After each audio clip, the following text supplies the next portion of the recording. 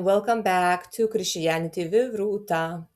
Today I want to continue reading from the book written by D. Carson, about Christianity, which is called The God Who is There.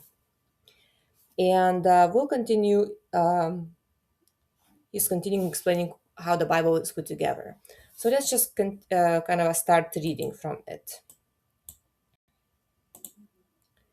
There are many ways by which we could introduce Christianity.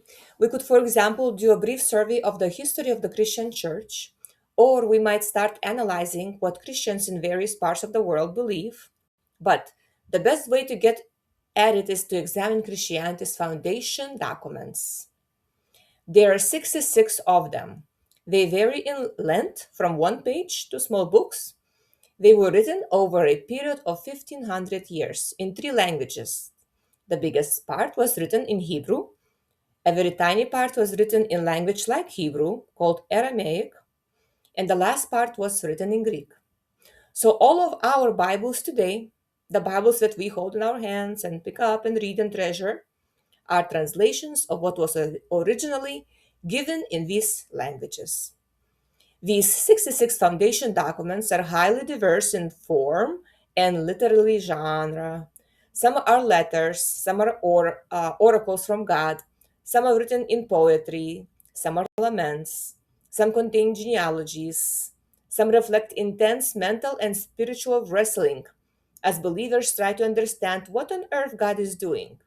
Some are written in genre that we just do not use anymore, called apocalyptic, which uses astonishing symbolism that is visually striking. Moreover, the 66 documents, often called the books of the Bible, are surprisingly varied in terms of accessibility.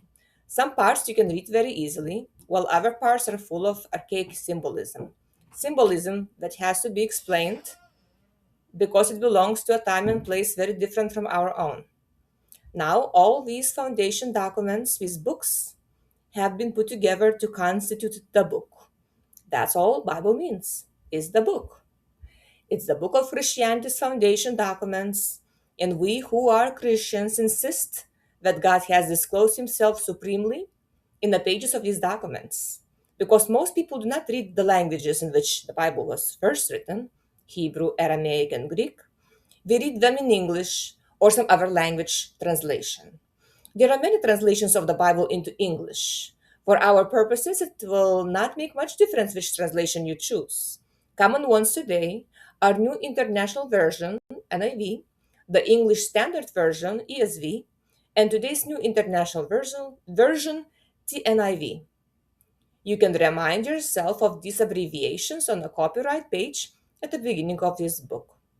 If at some point the translations differ in an important way, I'll take a moment to explain the difference.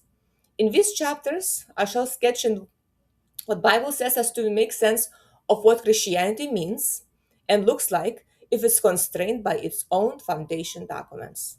Sometimes Christians themselves abandon these foundation documents and thus betray sometimes unwittingly the very heritage we have received. The Christian claim, however, is that this Bible discloses the God who is there.